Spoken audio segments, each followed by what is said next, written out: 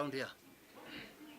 Ladies and gentlemen of the media, we have invited you here today not to complain,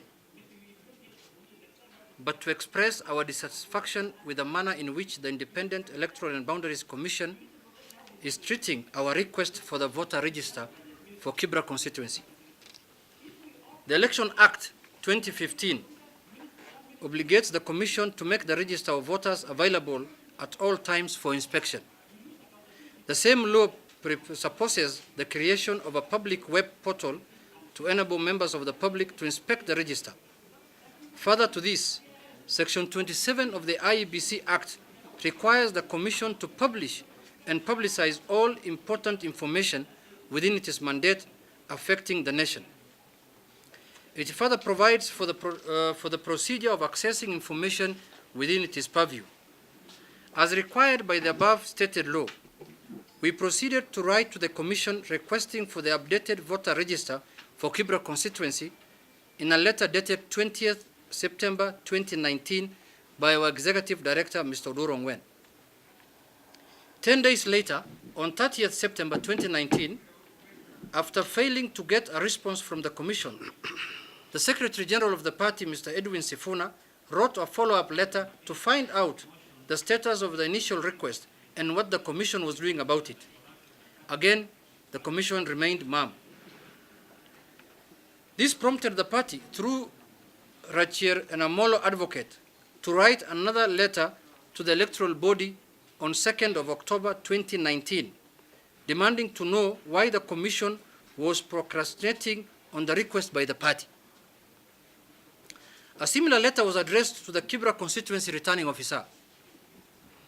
Our lawyer's letter sought the following from the IEBC. 1, to provide a full list of all persons registered as voters in Kibra Constituency by 2017 general election. 2, to provide a full list of all persons registered as voters since 2017 to date, including the dates and centers of registration. 3, to provide full details of all those registered on transfer since declaration of vacancy to date, specifying the constituency which their votes were transferred from.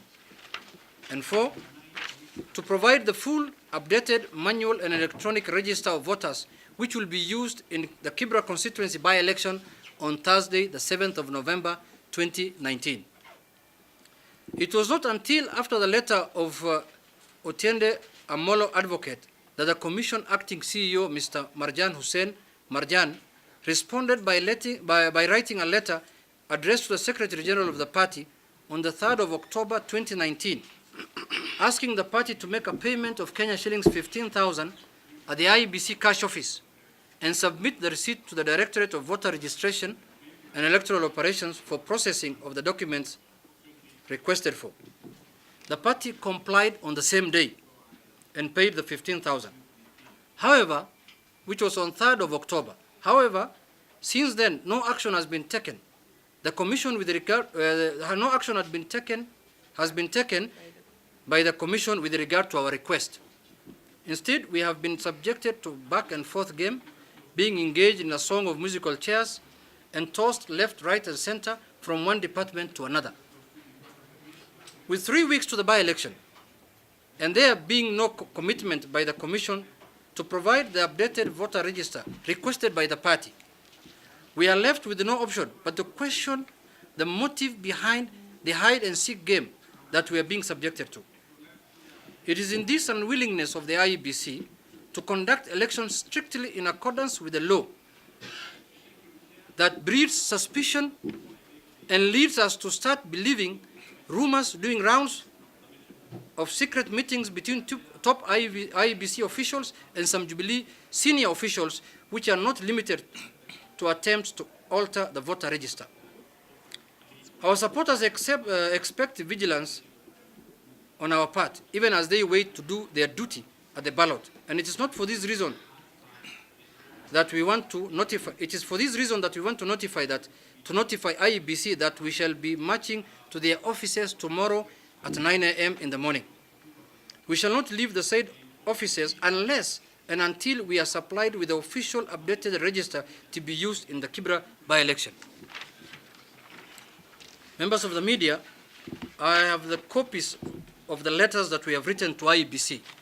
This is a letter we have written to IEBC on 20th of September 2019 to one Mr. Wafula Chebukati. This letter was written by Mr. Odworo Ngwen, asking for the register of the Kibra constituency. Having gotten no response, on 20th again of September, we wrote another letter, again by Odworo Ngwen, asking for the same register. No response. The same 20th, two letters were written, one to Wafula Chebukati and one to the IEBC offices. As I said in my statement, it's much later that we got a response from the CEO asking us to pay. After our lawyers, Rachel and Omolo, have written to them, is when we got a response and they said we pay 15,000 shillings to get the register. And we paid the 15,000 fees, and this is the receipt that we were issued with.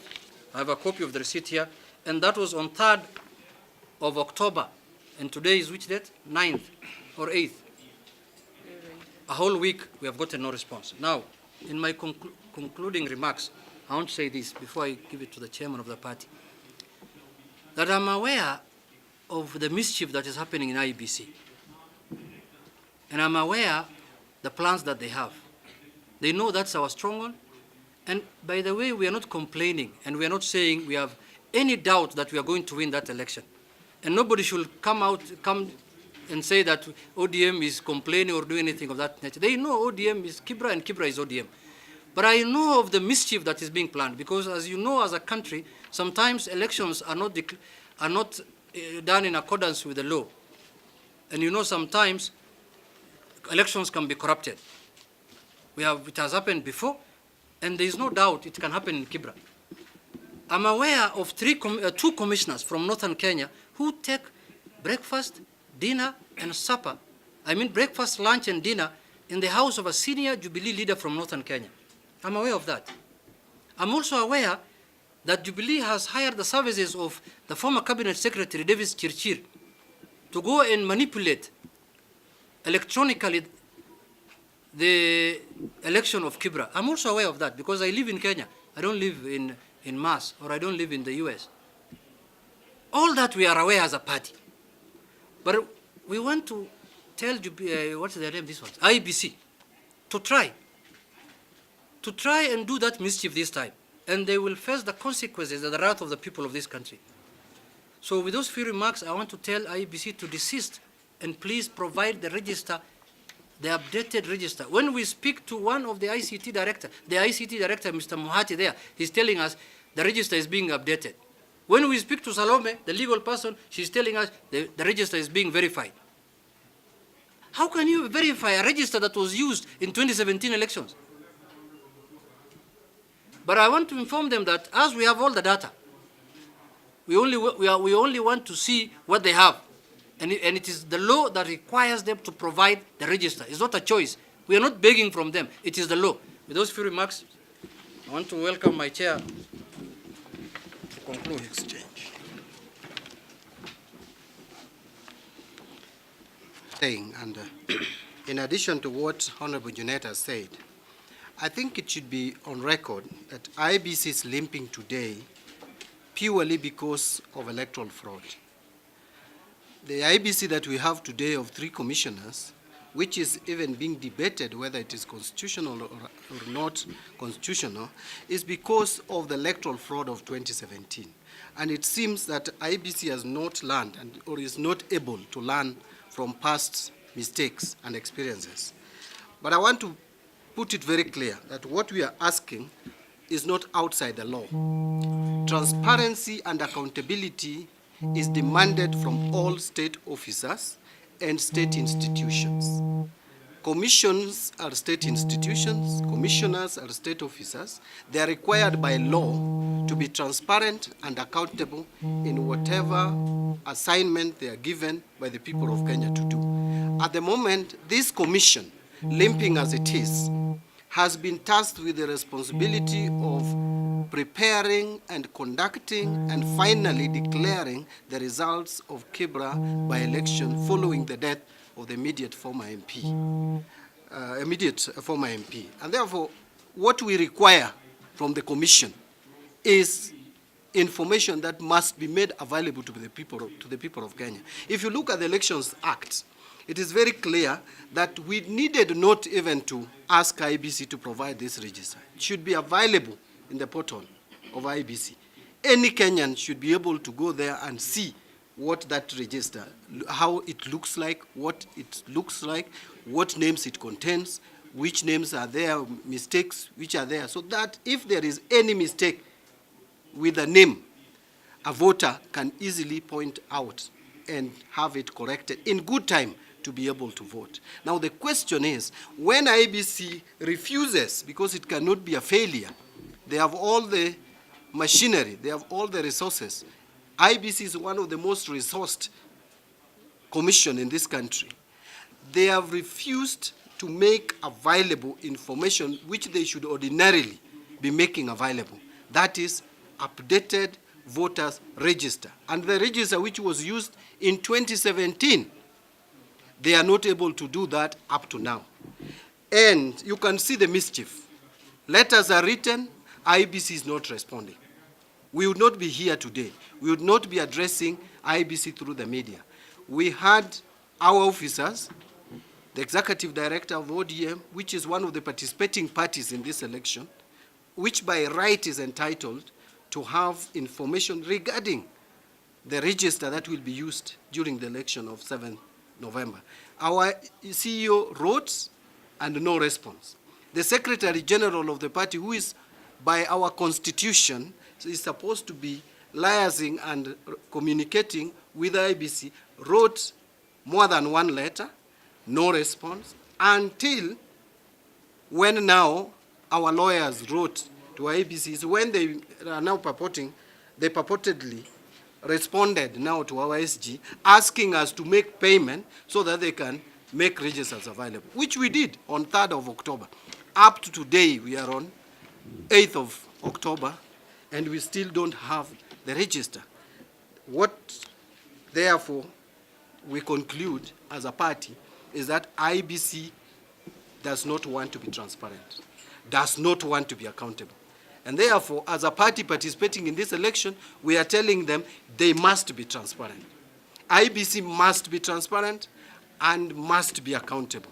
And the only way to hold them accountable when they have refused to respond to us formally is to go to the offices tomorrow and demand for that transparency and demand for accountability by providing to us the register that will be used on November 7th. Election must be seen to be transparent, accountable, free and fair.